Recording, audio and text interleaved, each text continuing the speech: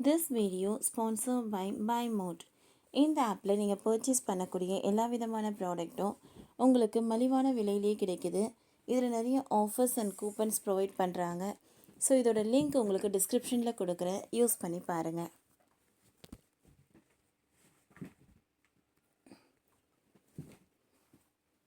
மகளிர் உரிமை தொகை நாளை இந்த அறிவிப்பு வந்தால் எல்லாமே மாறும். பட்ஜெட்டில் பெரிய சர்ப்ரைஸ்.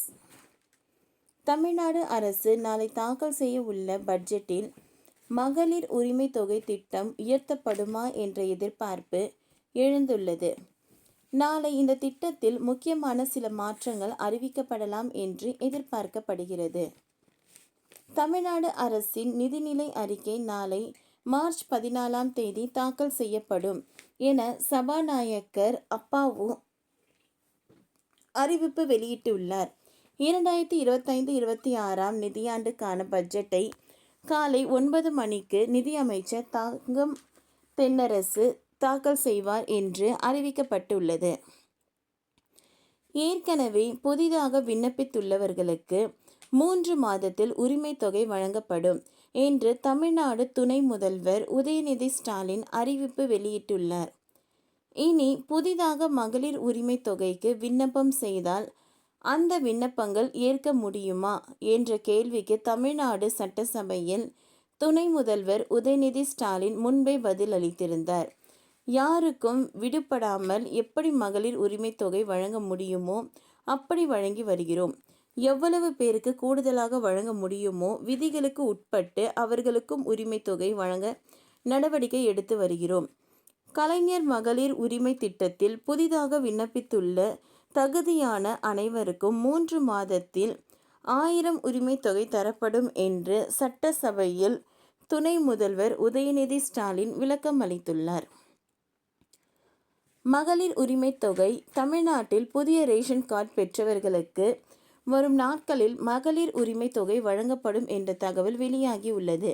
ஏற்கனவே முன்னாள் அரசு ஊழியர்களின் மனைவிகள், கார்ப்பரேஷன் ஊழியர்களின் மனைவிகள் ஆகியோர்களுக்கு எல்லாம் இந்த திட்டத்தில் வாய்ப்பு வழங்கப்பட்டுள்ளது. ஆனால் ஏற்கனவே பென்ஷன் பெறக்கூடிய பெண்கள், அரசின் வேறு நிதிகளை வங்கியில் பெறக்கூடிய பெண்களுக்கு பணம் வழங்கப்படவில்லை. இவர்களுக்கும் திட்டம் விரிவாக்கம் செய்யப்படும் போது அதற்கான அறிவிப்புகள் வரலாம் என்று கூறப்படுகிறது. வேறு சில ஆவணங்கள் சரியாக இல்லாத பெண்களும் பணம் வழங்கப்படவில்லை. அரசின் வேறு நிதிகளை வங்கியில் பெறக்கூடிய பெண்களுக்கும் இந்த திட்டத்தில் இப்பொழுது என்று இல்லாமல் எதிர்காலத்திலும் வாய்ப்பு வழங்கப்படலாம் என்கின்றார்கள். மாறாக ஆவணங்கள் சரியில்லாத பெண்கள், இனி திருமணமாகி குடும்ப தலைவியாகும் பெண்கள் 1000 பெறுவதற்கு விண்ணப்பம் செய்யலாம். இப்பொழுது செய்ய முடியாது என்றாலும் அடுத்த சில நாட்களுக்கு பின் திட்டத்தை விரிவாக்கம் செய்து தொடர்பான அறிவிப்பு வெளியாகலாம் என்கிறார்கள். அப்பொழுது விடுபட்டவர்கள் விண்ணப்பங்களை மேற்கொள்ளலாம் என்று அறிவிக்கப்பட்டு உள்ளது.